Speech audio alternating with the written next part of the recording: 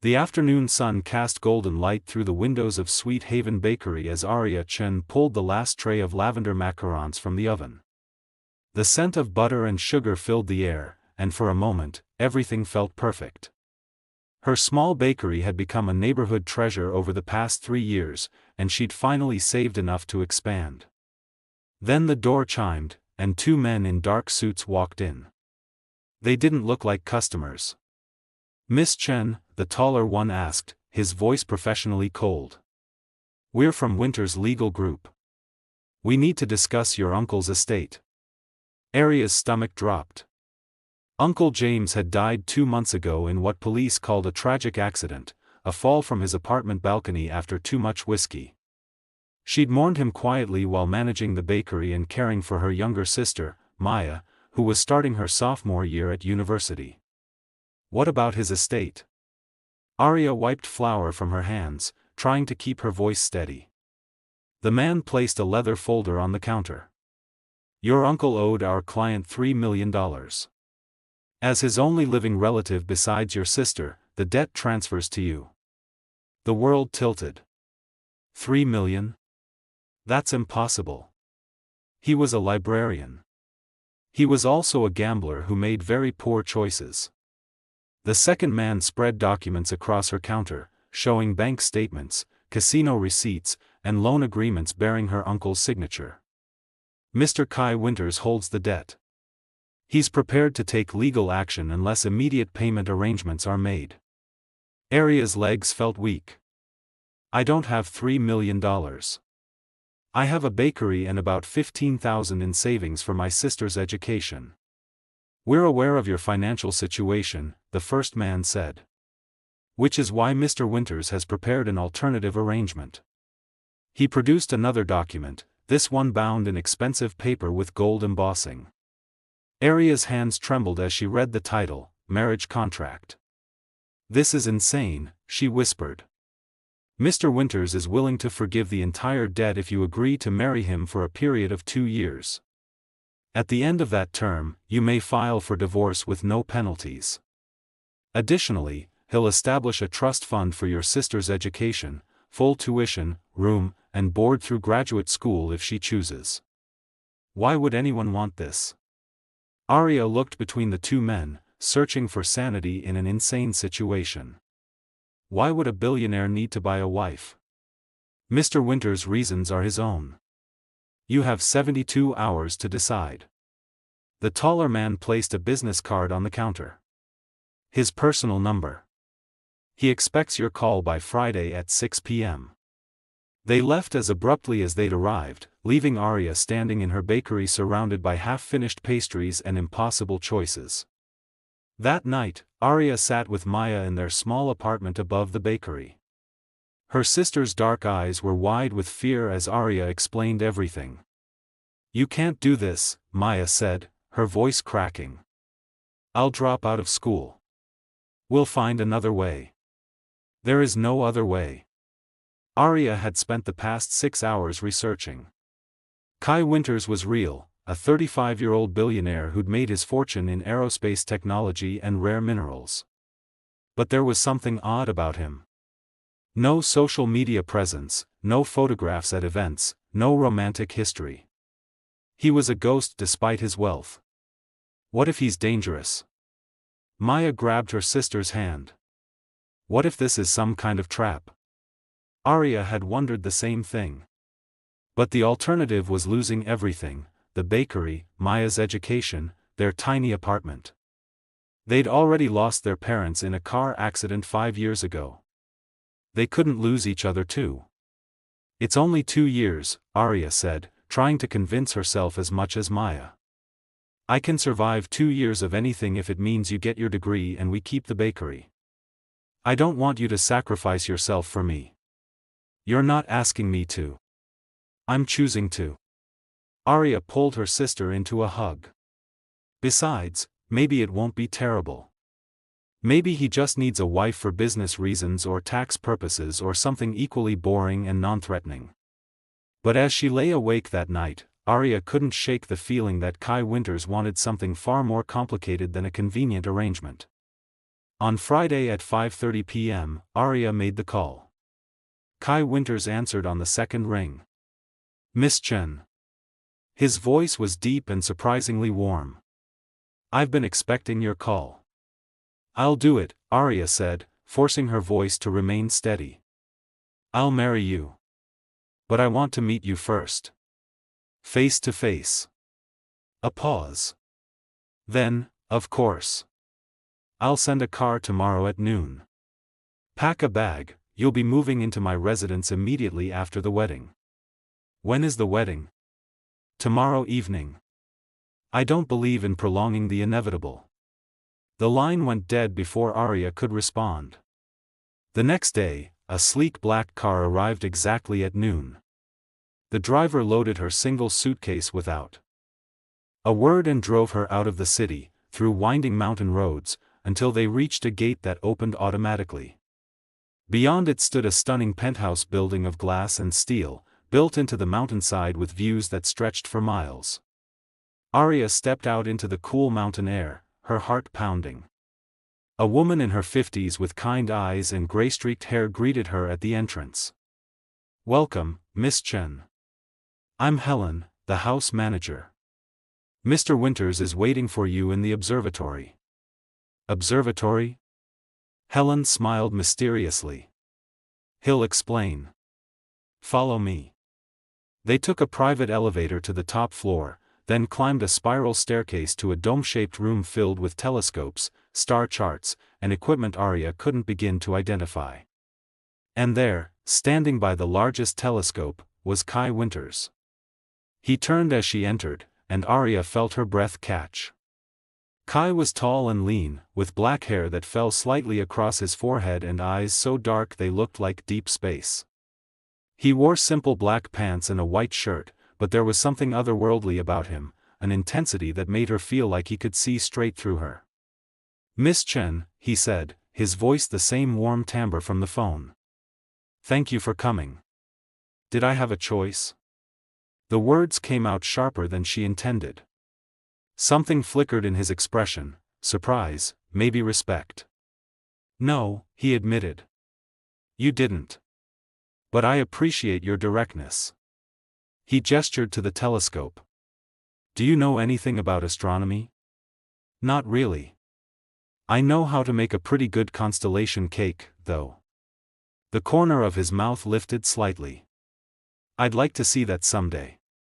He moved closer, and Arya noticed the sadness in his eyes, the kind of deep, old pain that money couldn't fix. "I want you to understand something, Arya." "May I call you Arya?" She nodded, unable to find her voice. "This arrangement benefits us both. You get freedom from debt and security for your sister. I get." He paused, seeming to choose his words carefully. "I get what I need to continue my work." "What work? What could a billionaire possibly need a wife for?" Kai's jaw tightened. "That will become clear in time. For now, know that I won't hurt you. We'll maintain separate quarters, separate lives. In 2 years, you'll walk away with enough money to expand your bakery 10 times over and ensure your sister never wants for anything. And if I want to leave before then? The debt remains, and your sister loses her funding." His voice was gentle but firm. "I'm sorry, Arya. I know this seems cruel. But I promise you, there's a reason for all of this." Before she could respond, Helen appeared in the doorway. "Sir, the officiant has arrived." Arya's stomach lurched. "Now? We're getting married right now?" "No time like the present," Kai said, extending his hand. "Shall we?" The ceremony was brief and surreal. Just Arya, Kai, Helen, the driver, and a judge who seemed entirely unfazed by the unusual circumstances. Arya wore the simple blue dress she'd arrived in. Kai stood beside her in his white shirt and dark pants, and when the judge asked if they took each other as husband and wife, Arya's voice barely rose above a whisper. "I do." Kai's response was stronger, more certain. "I do." And just like that, Arya Chen became Arya Winters, bound to a stranger for 2 years of her life. But as Kai slipped a platinum ring onto her finger, a ring with a stone that seemed to shimmer with inner purple light, Arya felt something shift in the air between them. Something that suggested this marriage would be far more complicated than either of them anticipated. That night, alone in her beautiful new bedroom overlooking the mountains, Arya couldn't sleep. She paced her room, then ventured into the hallway. The penthouse was enormous, filled with corridors and closed doors. Most led to ordinary rooms, offices, libraries, guest quarters. But one door, at the very end of the east wing, had a keypad lock and a sign that read, "Private Laboratory, Authorized Personnel Only." Arya stood there for a long moment, her baker's curiosity warring with common sense. Then she noticed something odd. The door was slightly ajar, as if someone had forgotten to close it completely. Taking a breath, she pushed it open and stepped into a world that would change everything she thought she knew about her new husband, her marriage, and the universe itself. The laboratory was unlike anything Arya had ever seen. Banks of computers displayed star charts and equations she couldn't comprehend. Strange metallic instruments lined the walls, and at the center of the room stood what looked like a medical pod, glowing with soft blue light. "You shouldn't be here," came Kai's voice from behind her. Arya spun around, her heart racing. The door was open. "I was just curious." Kai's expression was unreadable as he stepped into the room. "I suppose I should have expected that." He moved past her to one of the computers, his fingers flying over the keyboard. "Since you're here, you might as well know the truth. It'll come out eventually anyway." "What truth?" Instead of answering, Kai pressed a button on the wall. A section of the laboratory slid open, revealing a hidden chamber. Inside, sitting on what looked like a medical bed, was a woman, but she wasn't human. Her skin was a deep, rich purple that seemed to shimmer in the soft light. She was tall and graceful, with features that were almost human but not quite. Her eyes were larger, more luminous, and her hair floated around her head as if suspended in water. She wore a silver suit that looked like liquid metal. "Arya," Kai said quietly, "meet Lyra. She's the reason for everything." Arya's mind struggled to process what she was seeing. "You're an alien, yes." The purple woman, Lyra, spoke in perfect English, though her voice had a musical quality. "I apologize for the shock. Kai wanted to tell you more gradually, but circumstances have forced our hand." "Forced your hand?" Arya looked between them, her world tilting on its axis. "What is happening?" Kai gestured for her to sit, but Arya's legs were already giving out. She sank into a chair as he began to explain. 3 months ago, Lyra's scout ship crash-landed in the mountains near here. She's a xenobiologist from a planet called Lyros in what you know as the Andromeda Galaxy. I found her before anyone else could. My mission was observational only, Lyra added, her luminous eyes filled with concern. But my vessel's cloaking system malfunctioned during a solar storm. I crashed, and Kai discovered me before I could repair my ship. Why didn't you call the government? The military? Arya asked, still trying to wrap her mind around the impossible. Because they would have dissected her or weaponized her technology, Kai said flatly. I've spent the last 3 months helping Lyra repair her ship while keeping her existence hidden. My aerospace company is actually a front for this work. And my uncle? The debt? The marriage? Arya's voice rose with each question. Kai's expression darkened. Your uncle discovered Lyra 2 months ago. He was hiking in the mountains and saw something he shouldn't have. Instead of coming to me directly, he tried to blackmail me, $3 million to keep silent. Arya felt sick. That sounds like Uncle James. Always looking for the easy score. I refused to pay, Kai continued. I couldn't risk that kind of money trail leading investigators to me. But before I could find another solution, your uncle fell from his balcony. Fell, Arya repeated slowly. Or was pushed. That's what I've been trying to determine. Kai pulled up files on one of the computers, security footage, police reports, witness statements. The official story is accidental death. But I have reason to believe someone else knows about Lyra. Someone who wanted your uncle silenced. And you married me to what? Keep me close? Make sure I don't talk. Initially, yes, Kai admitted, and his honesty stung. But also to protect you. If someone killed your uncle for what he knew, you and Maya could be in danger too. As my wife, you're under my protection, security, resources, everything. Arya stood, needing to move, to think. This was insane. Aliens, murder, conspiracies, it was like something from a movie, not her real life.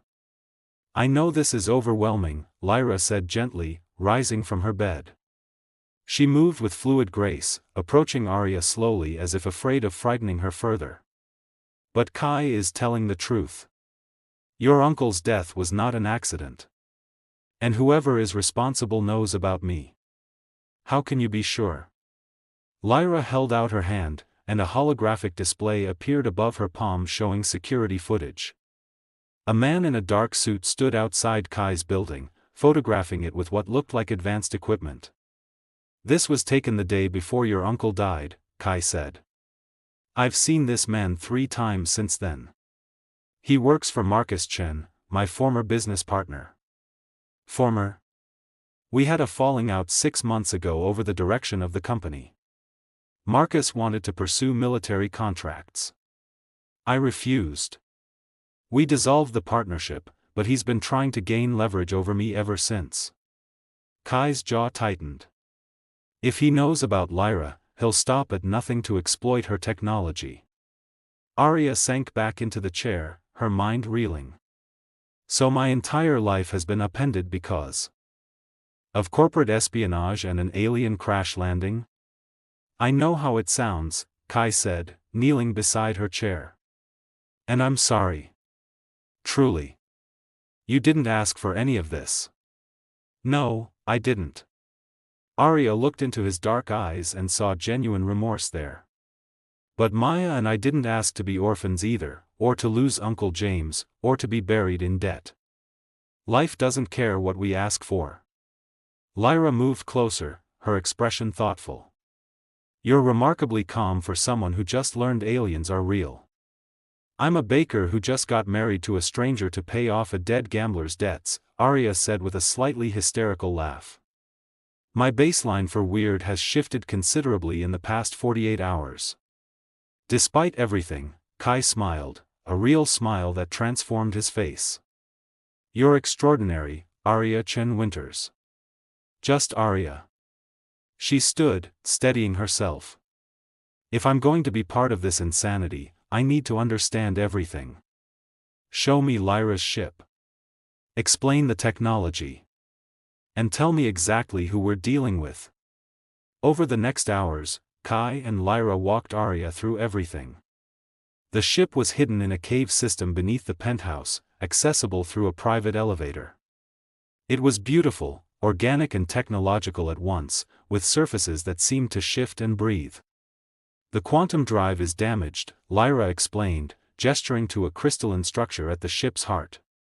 I need specific elements to repair it, some common on Earth, others I must synthesize. Kai has been helping me gather materials. How long until it's fixed? Another month, perhaps 2. Lyra's expression was sad. I've been away from my home for so long. My family must think I'm dead. Arya felt a pang of sympathy. I know what it's like to be separated from family. Yes, Lyra said softly. Kai told me about your parents. I'm sorry for your loss. As they talked, Arya found herself fascinated by Lyra. The alien scientist was brilliant but also kind, asking questions about Earth culture and human emotions with genuine curiosity. On Lyros, we have something called resonance, Lyra explained as they sat in the ship's observation deck. It's when 2 beings connect on a level deeper than physical or mental, their very essences align. It's rare, even among my people. Like soulmates? Arya asked. More profound. Resonance transcends species, planets, even dimensions. Lyra looked between Arya and Kai with an odd expression. It's very interesting. What is? Kai asked. The energy between you two. I can sense it, faint now, but growing. You're beginning to resonate. Arya felt her cheeks flush. We barely know each other. Resonance isn't about time, Lyra said gently. It's about truth. And you two are being more honest with each other now than most humans manage in a lifetime. That night, after Lyra returned to her chamber to rest, Kai walked Arya back to her room. They stood in the hallway, the air between them charged with new understanding. Thank you, Kai said quietly. For not running. For listening. For being willing to help. I haven't agreed to help yet, Arya pointed out. I'm still processing the fact that aliens are real and I'm apparently married to their protector. Fair enough. Kai smiled slightly. But for what it's worth, I'm glad it's you. I don't think many people would handle this with your grace. Grace? I threatened to hit you with a rolling pin when we first met. Did you? In my mind, yes. Kai laughed, a real, genuine laugh that made Arya's heart skip. I would have deserved it. They stood there, neither quite ready to say goodnight. Finally, Arya spoke. Kai. Why astronomy? The observatory, the telescopes, why? His expression grew distant. When I was young, my parents died in a car accident. I was 12. I went to live with my grandmother, and she had a telescope. She used to say that looking at the stars reminded her that grief, no matter how big it felt, was small compared to the universe. That somewhere out there, life was continuing, thriving, evolving. He met Arya's eyes. I never stopped looking up. And when Lyra fell from those same stars, it felt like destiny. Arya reached out and took his hand without thinking. I'm sorry about your parents. I'm sorry about yours. They stood there, two orphans who'd been thrown together by impossible circumstances, holding hands in a hallway while an alien scientist slept in a chamber below and a murderer lurked somewhere in the shadows. We're going to figure this out, Arya said firmly. We're going to fix Lyra's ship, find out who killed Uncle James, and stop whoever's trying to exploit her. We? Kai raised an eyebrow. You married me, remember? For better or worse. And this definitely qualifies as worse. She squeezed his hand. Besides, I'm invested now. Lyra deserves to go home, and I don't want alien technology falling into the wrong hands any more than you do. Kai pulled her closer, his free hand rising to cup her face. You really are extraordinary.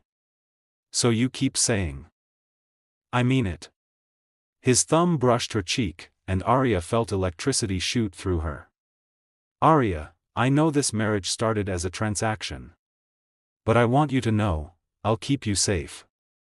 You and Maya. Whatever it takes.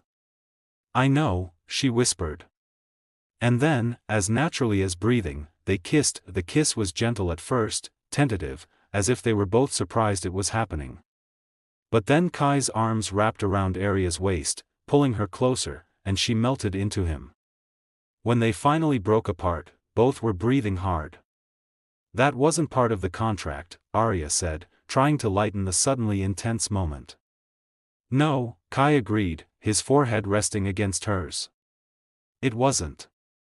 They stood there for a long moment, neither wanting to break the spell. Finally, Kai stepped back. You should rest. Tomorrow, I'll teach you how to help with Lyra's repairs. If you're serious about this. I am. Arya touched her lips, still tingling from the kiss. Good night, Kai. Good night, Arya. Over the following days, Arya threw herself into learning everything she could. Lyra was a patient teacher, explaining alien technology in terms Arya could understand. They needed specific rare earth elements for the quantum drive, which meant coordinating with Kai's legitimate mining operations to acquire them without raising suspicion. "You're a natural," Lyra said one afternoon as Arya successfully calibrated a resonance chamber. "Your precision from baking translates well to technical work." "I never thought measuring flour would prepare me for starship repair," Arya laughed. Working alongside Kai and Lyra, Arya felt something shift inside her. The fear and resentment about the forced marriage began to fade, replaced by something deeper. She caught herself watching Kai as he worked, the concentration on his face, the gentle way he handled Lyra's delicate equipment, the passion in his voice when he explained the stars. And he watched her too. She felt his eyes on her, filled with something that looked like wonder. One evening, after a particularly successful repair session, they celebrated with dinner on Kai's observatory terrace. Helen had prepared a feast, and Lyra joined them, her purple skin glowing softly in the candlelight. "On Lyros, we celebrate accomplishments by sharing resonant stories," Lyra said. "Tales of beings who found their perfect match across impossible odds." "Tell us one," Arya urged, pouring wine. Lyra's luminous eyes grew distant. "There was a scientist and an artist from different castes. Connections between castes were forbidden. But they resonated so strongly that their combined energy created new colors never before seen. Eventually, their love changed the laws of our world." She smiled. "Resonance is powerful enough to transform societies." "That's beautiful," Arya said softly. "It's also true." Lyra looked at Kai. "Your wife has a strong resonance signature, Kai. Stronger than most humans I've observed." "What does that mean?" Arya asked. "It means you're capable of deep connection. And that when you give your heart, it will be completely." Lyra's gaze moved between them. "Both of you carry old wounds. But together, you could heal each other." Later, after Lyra retired, Kai and Arya remained on the terrace. The night sky blazed with stars, and Kai pointed out constellations, telling her their stories. "There," he said, guiding her hand toward a cluster of stars. "That's Andromeda. Lyra's home galaxy." "It's so far away," Arya whispered. 2.5 million light-years. Kai stood behind her, his arms wrapped around her waist. "And yet, she's here. The universe is stranger and more wonderful than we imagine." Arya leaned back against his chest, feeling his heartbeat. "Kai, can I ask you something?" "Anything." "When this is over, when Lyra goes home and the threat is neutralized, what happens to us?" She felt him tense slightly. "What do you want to happen?" Arya turned in his arms to face him. "I don't know. A week ago, I thought I'd hate you. Now." She touched his face. "Now I think I might be falling for you. And that terrifies me." "Why?" "Because this marriage has an expiration date. In less than 2 years, I'm supposed to walk away with money and freedom. But what if I don't want to leave?" Kai's eyes darkened with emotion. "Arya, I never expected this. Any of this. I thought I was incapable of feeling anything real after my parents died. I built walls so high I forgot there was a world outside them." He cupped her face in both hands. "Then you walked into my observatory with flour on your jeans and defiance in your eyes, and something in me woke up. So what do we do? We stop pretending this is just a contract." Kai kissed her forehead, then her cheeks, then finally her lips. "We admit that this is real, whatever it is, and we see where it goes." Arya pulled him closer, deepening the kiss.